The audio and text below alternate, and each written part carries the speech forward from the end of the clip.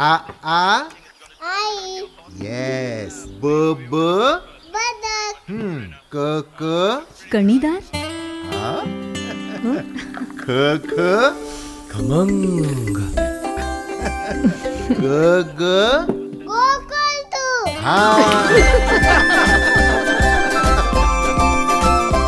अगदी घरच्यासारखं कणीदार खमंग म्हणजेच गोकुळ तूप.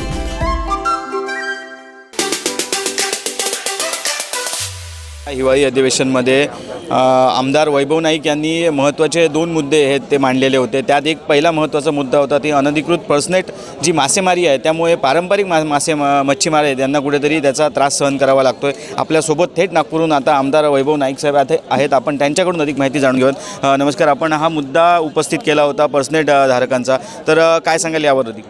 खरं तर गेले 2-3 महिने मोठ्या प्रमाणात LED मच्छीमारी या ठिकाणी सुरू आहे आणि सिंधुदुर्ग जिल्ह्यातले जे पारंपरिक मच्छीमार आपल्या हक्काचा लढा या ठिकाणी घेत आहेत, खरं तर ज्यांचा समुद्रावर हक्क आहे आणि त्यांना आता आंदोलन करावे लागतात. आपल्याला माहिती असेल की LED पर्सेनेटला तर पूर्णपणे बंदी आहे आणि पर्सेनेटलासुद्धा काही ठिकाणीच मासेमारी करण्यासाठी परवानगी दिलेली आहे आणि त्या संदर्भात असं असताना सुद्धा आज पारंपरिक मच्छीमारांना संघर्ष करावा लागतो. पारंपरिक मच्छीमारांच्या क्षेत्रामध्ये सुद्धा हे लोक घुसखोरी करतात आणि त्यामुळे काही दिवसापूर्वी तळाशीलच्या ग्रामस्थांनी तिथल्या मच्छीमारांनी आंदोलन केलं होतं.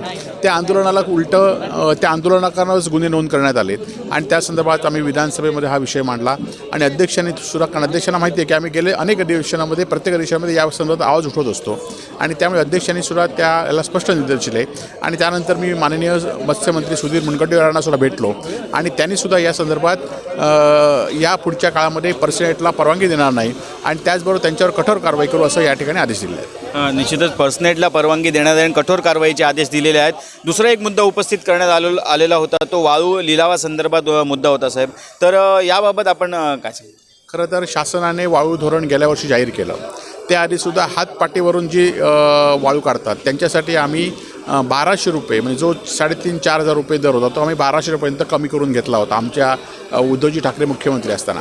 आणि आता कालावल आणि कर्ली खाडी आणि कालावल अशा 2 खाड्या सिंधुदुर्ग जिल्ह्यात वाळूच्या साठ्याच्या आहेत आणि या ठिकाणी गेल्या 2 वर्षात, गेल्या वर्षी आणि यावर्षी अजूनपर्यंत वाळूचा लिलाव झाला नाही आणि त्यामुळे तो वाळूचा लिलाव लवकर व्हावा किंवा शासनाने वाळू खरेदी करून तो लिलाव करावा किंवा, परंतु अधिकारी या संदर्भात कुठलीही कारवाई करत नाहीत, त्या संदर्भात पाठपुरावा करत नाहीत आणि त्यामुळे अधिकाऱ्यांचं पावतं. अधिकारी वाळू व्यावसायिक जे आहेत ते सिंधुदुर्ग जिल्ह्यातले सुपुत्र आहेत, आपल्या पोटापाण्यासाठी हा व्यवसाय करत आहेत आणि त्यांना पिळवणूक करण्याचं काम या ठिकाणी करत आहेत.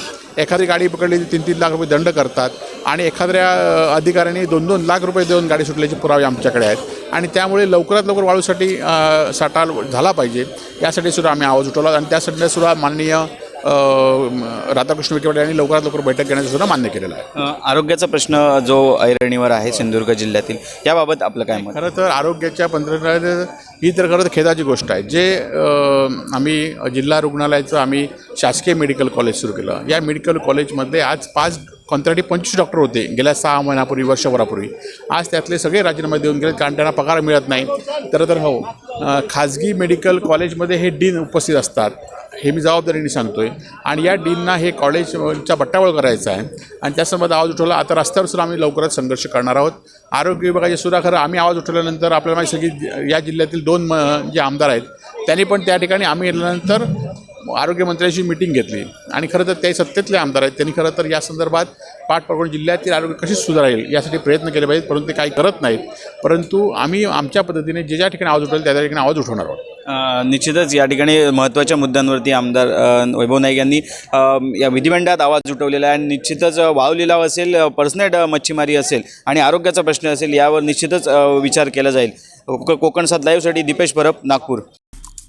आमचे दिवसभरातले सर्व अपडेट्स, ताज्या घडामोडी आणि थेट लाईव्ह पाहण्यासाठी सबस्क्राईब करा, लाईक करा कोकणचं नंबर 1 महा चॅनल कोकणसाद लाईव्हचं YouTube चॅनल.